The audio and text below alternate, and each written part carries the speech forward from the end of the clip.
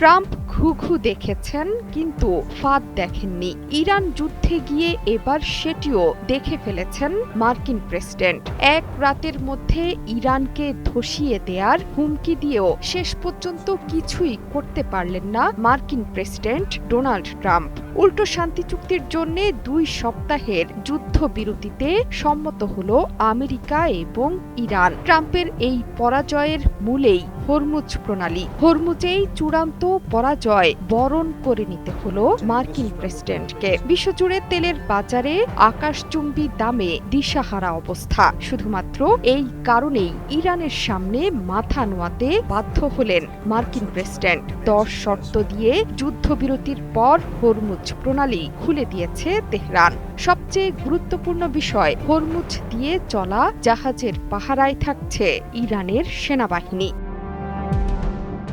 Hormuz তো খুলেই গেল, কিন্তু ইরানের সাথে যুদ্ধবিরতির পর আরো বড় বিপাকে মার্কিন প্রেসিডেন্ট। তার বিরুদ্ধে নিজ দেশেই উঠেছে হই হই রই রই রব। মার্কিন প্রেসিডেন্ট ডোনাল্ড ট্রাম্পকে অপসারণের জন্য তার প্রশাসনের সদস্যদের প্রতি আহ্বান জানিয়েছেন দেশের আইন প্রণেতারা। ট্রাম্পকে প্রেসিডেন্টের পদ থেকে অপসারণ করতে মার্কিন সংবিধানের 25তম সংশোধনী প্রয়োগ করতে বলেছেন তারা। সংশোধনী অনুসারে প্রেসিডেন্টের দায়িত্ব পালনে অক্ষম হলে করতে হবে ক্ষমতার হস্তান্তর।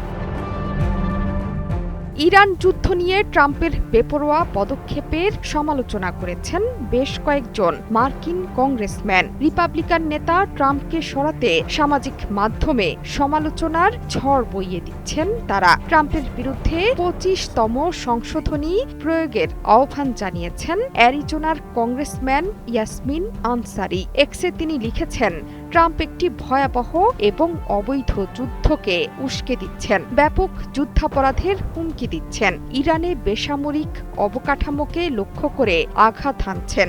গত 48 ঘণ্টায় সহ্যের সব সীমা ছাড়িয়ে গেছে তার বক্তব্য। এছাড়া একই বক্তব্যে সোচ্চার মিনেসোটার কংগ্রেসম্যান ইলহান ওমর। ইরানে বেসামরিক অবকাঠামোর বিরুদ্ধে ট্রাম্পের হুমকির প্রতিক্রিয়ায় 25তম সংশোধনী প্রয়োগের আহ্বান জানিয়েছেন তিনি। দিয়েছেন অভিশংসনের প্রস্তাব। ট্রাম্পকে ভারসাম্যহীন উন্মাদ বলে তাকে পদ থেকে সরিয়ে দিতে এই আহ্বান জানিয়েছেন ইলহান ওমর। এছাড়া নিউ মেক্সিকোর কংগ্রেসম্যান মেলানি স্ট্যান্সবারিও 25তম সংশোধনী প্রয়োগের সময় এসেছে বলে মন্তব্য করেছেন।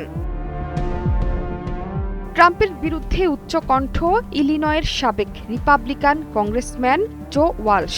তার মতে ট্রাম্প চিরকাল এই দেশ এবং বিশ্বের জন্য কলঙ্ক হয়ে থাকবেন। ট্রাম্পের কর্মকাণ্ডে আওয়াজ তুলেছেন ডেমোক্র্যাট সিনেট সদস্য ক্রিস মার্ফিও। এই প্রেসিডেন্টের বিরুদ্ধে হাজার হাজার মানুষকে হত্যার অভিযোগ তুলেছেন সিনেটর মার্ফিও।